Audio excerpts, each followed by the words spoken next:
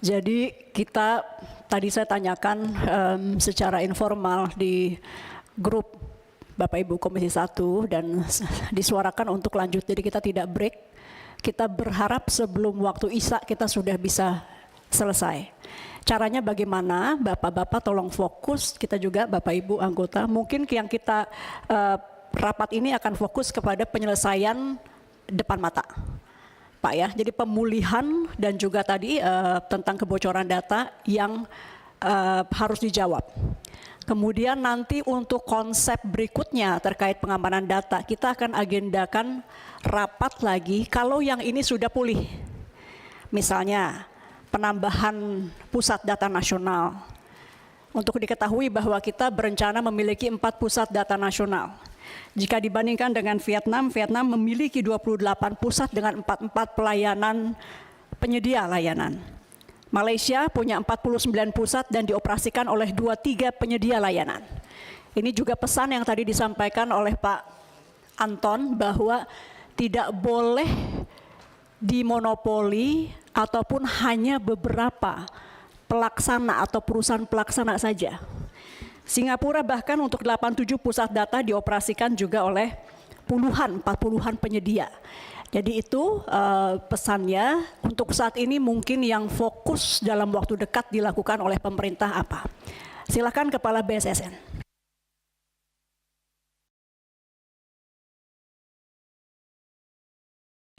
Terima kasih Ibu Pimpinan Rapat. Komentar tertutup juga nggak apa-apa kalau untuk jawab, karena banyak hal yang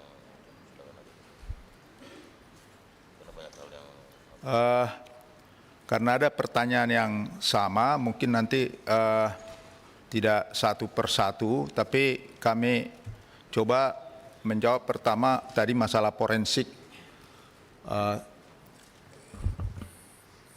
Forensik digital yang dilaksanakan oleh BSSN sebenarnya saat ini sedang berlangsung, tapi ini agak susah kita untuk membuka ini di sini karena masih berproses. Nanti mungkin akan kita laporkan terutama ke beliau tadi, ke Pak Hasanuddin, karena masih dalam proses. Kemudian strategi yang terkait lagi dengan pertanyaan terhadap BSSN adalah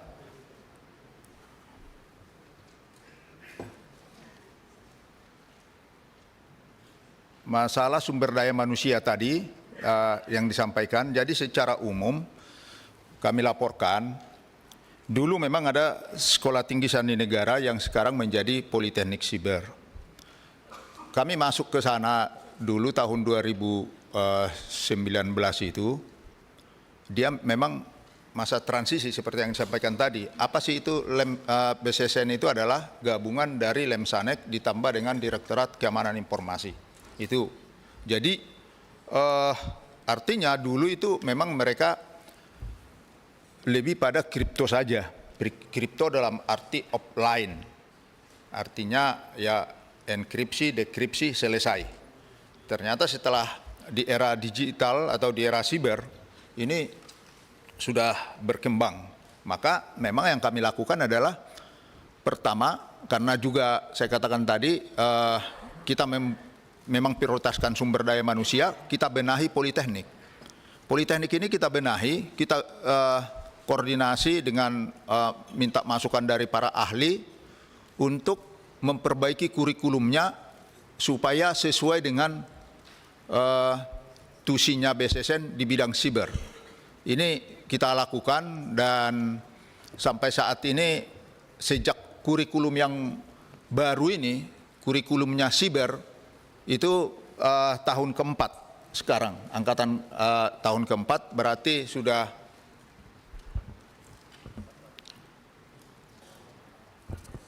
mohon izin Jenderal, kami menjawab tadi pertanyaan Jenderal masalah sumber daya manusia Politeknik Siber. Jadi sudah tahun ini mungkin tahun kedua akan ada lulusan yang dari kurikulum yang baru. Jadi tidak menggunakan kurikulum lama yang hanya kripto. Jadi ini sudah kurikulumnya kurikulum siber, dan tentunya jumlahnya karena ini hanya sekolah kedinasan, kita hanya bisa mencetak sekitar 100 orang per tahun. Kita melihat kebutuhan sebenarnya dari sisi sumber daya manusia untuk tahun ini, untuk saat ini Indonesia itu butuh 8.000 yang berkualifikasi siber. Artinya ini kita hitung dari kebutuhan masing-masing kementerian lembaga sampai dengan pemerintah daerah.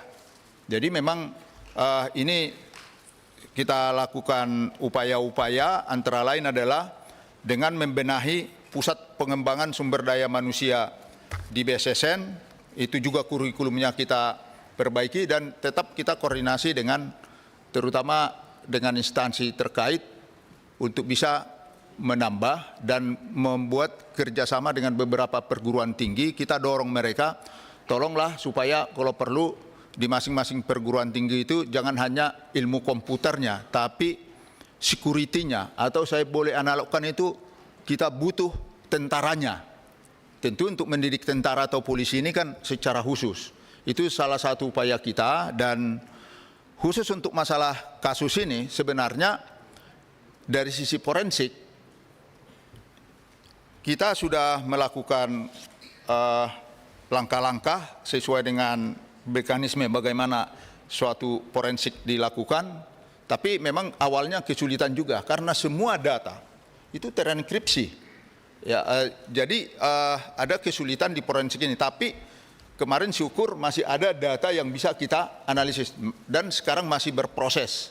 Nanti hasilnya pasti akan kita sampaikan. Sejauh mana sudah terdeteksi tidak, Pak? Ya, Pak. Pelakunya kira-kira sudah terdeteksi tidak?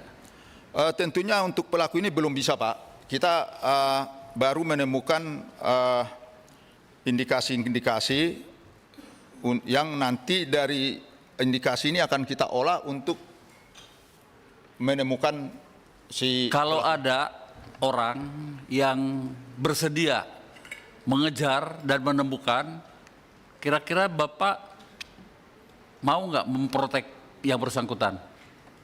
Mau, Pak. Oke, nanti kita bicara empat mata. Jelajahi cara baru mendapatkan informasi. Download Metro TV Extend sekarang.